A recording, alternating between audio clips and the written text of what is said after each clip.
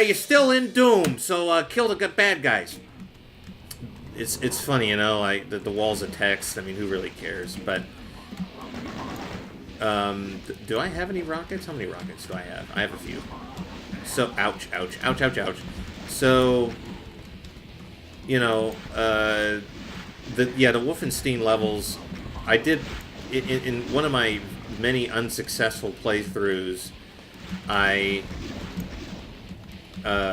decided to actually find the secret exit in Industrial Zone and check out both Wolfenstein levels. And you know, when I was a kid and I first played this game, it was pretty exciting because, I mean, I had no idea what to expect, and I had played a fair bit of Wolfenstein because I experienced that was my first experience with first-person shooters, and I played it a good deal.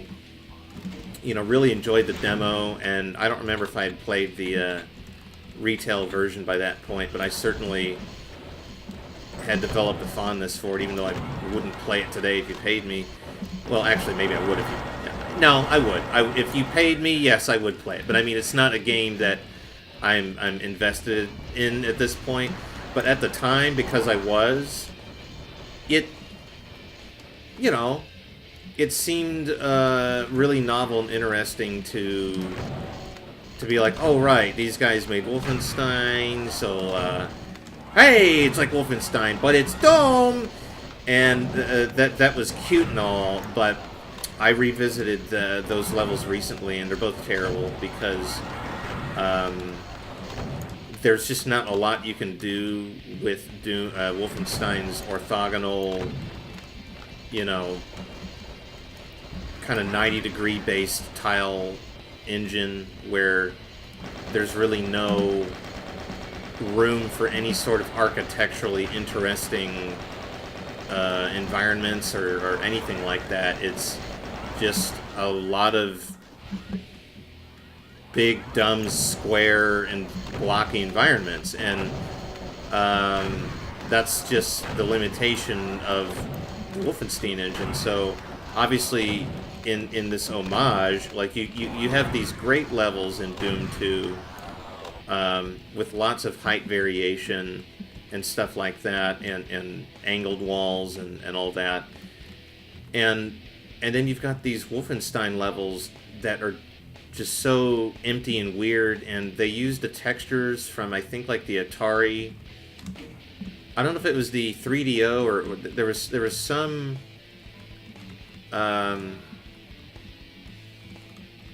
Oh no. Am I not going to be able to leave? Fuck. That's a surprisingly common kind of problem. I'm just going to no-clip. Like, it doesn't make any sense, but sometimes if you kill like 2 arachnotrons at the same time, the trigger messes up. The trigger doesn't initiate properly, and then you can't. Yeah, I think because I got them all, but I apparently got 2 of them at the same time. I mean, go figure. Okay, I took no clipping. Back off. Tricks and Traps is really interesting because, I mean, first off, look at all these damn doors. It's just a strange little level because it's not very big, but it creates all these weird little, you know, surprise kind of environments, and you slowly kind of figure out what to do. And I always kind of liked how there was this almost demented funhouse kind of quality to it, because each room was completely different, and you had to figure out, like, you know,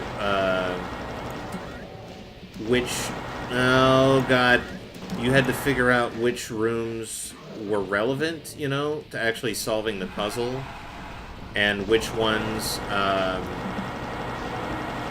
were just superfluous and there to kind of screw with you, and also just figuring out in the rooms that were relevant, like, so what do I do here? What's going on? And As you can see, it's turning into a real cluster cuss here because I've just basically circumvented most of the level and kind of left a little parade of baddies coming after me, and that's something that Doom 2016 lacks. You absolutely cannot play that way because you know, Doom 2016 had to make a lot of weird compromises, given that you know, it's a high-end 3D game, so you can either have a very large number of enemies on screen at once and have a severely reduced polygon count, or you can have a much smaller number of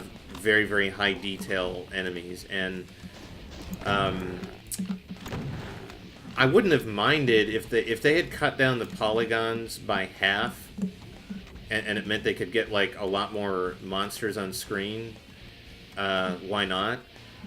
But when it does get busy, there's at least a dozen enemies on screen, and that's about, you know, not a whole lot smaller than like the hordes in Doom, so it works just fine. But because there's kind of this fundamental limit, if there are like dozens of enemies in the level, and you know, there.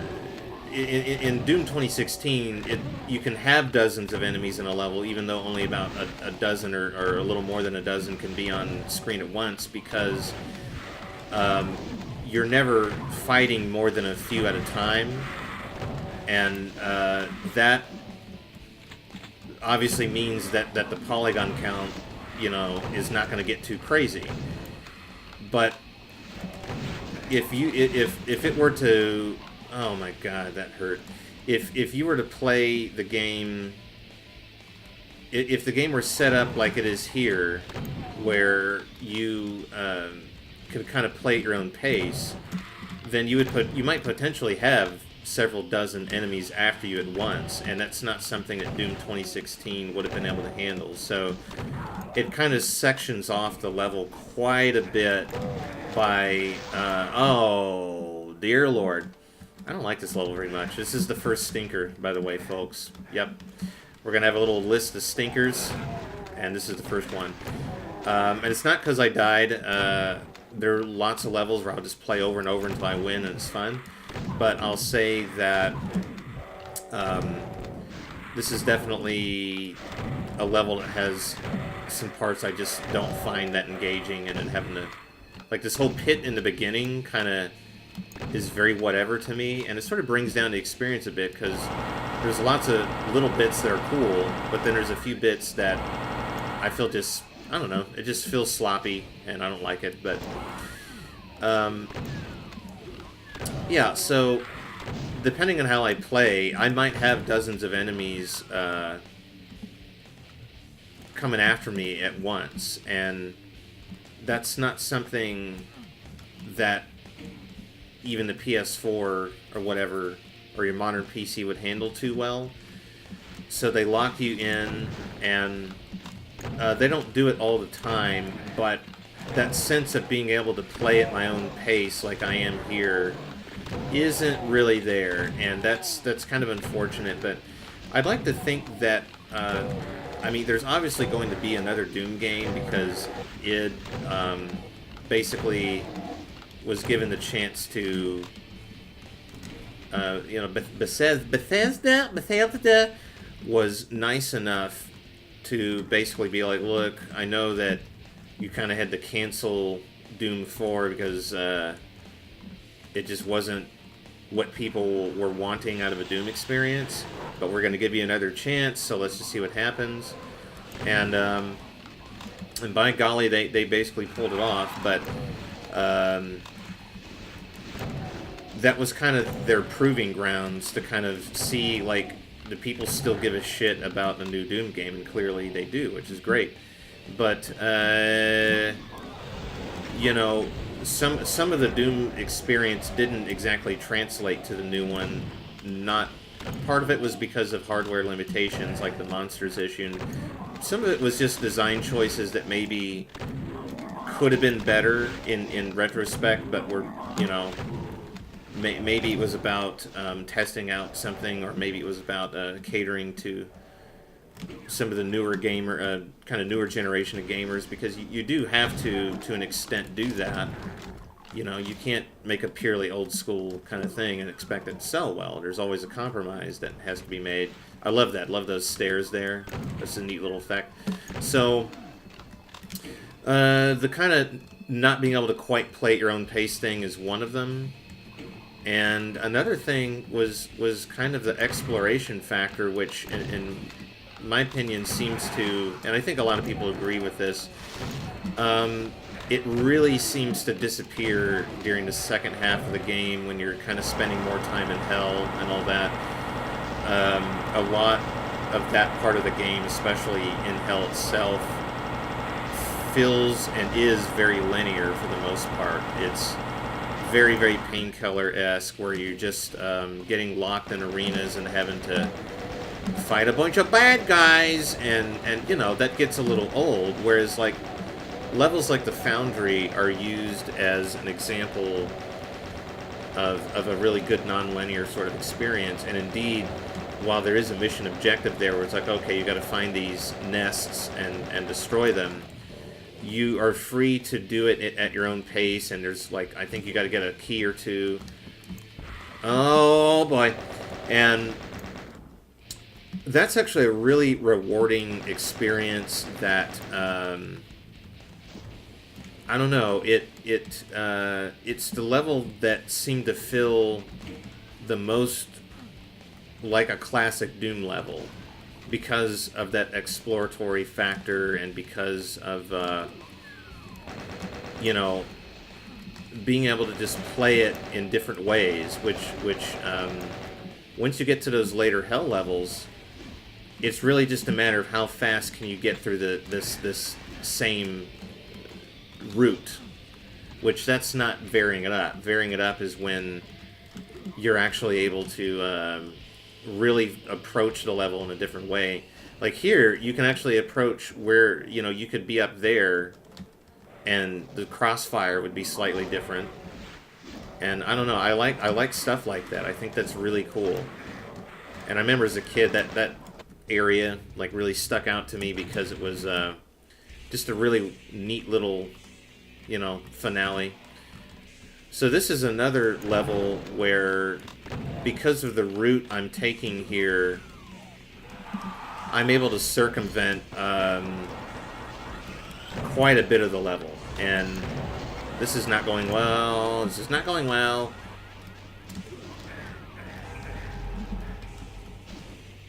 Well, I didn't exactly need that, but oh, dear Lord. This is going so poorly. Let's see if I can do this. May not be able to. Okay. Yeah, the light amplification visors have a really nice sort of semi night vision effect, which on GZ Doom I think has definitely improved over time. It actually looks pretty nice. I got too mesmerized by the effect. That's okay. That was kind of a crappy start to that run. So I was trying to figure out the best way to, let's see if I can just struggle my way through. Okay, so still not doing super great, but doing slightly better. And, yeah, so, I'm hoping that with the Doom 2016 sequel, which is obviously going to happen because, like I said, this is sort of their proving grounds. Can we make a Doom game that people will care about? Do people still care about Doom? Clearly they do. The game did extremely well. I think the reviews were pretty, across the board, pretty positive. I mean, it's just it may be a simple game in a lot of ways, but it's one of the better. It's a terrific Doom experience. Definitely the best modern Doom experience. I think it's a lot more engaging and a lot more. I mean, there are some things that I wish it had embraced that Doom 3 was good at, and it's not that Doom 3 is a bad game. It's just lacking in a lot of little ways that add up, and yeah, that kind of sucks. But you know, it's not a bad game. But there are a few things. There are a few things that I would have liked to have seen in Doom 2016, because recently some artwork came out that showed that the game was going to be a lot darker when it got rebooted, and I'm really a little I don't want to say disappointed, because I think it's silly to get disappointed about stuff like that, but I think it's unfortunate, shall we say, that I like this cyber demon kind of puzzle here at the end, or weird little thing. It's unfortunate that exiting with very little health. It's unfortunate that I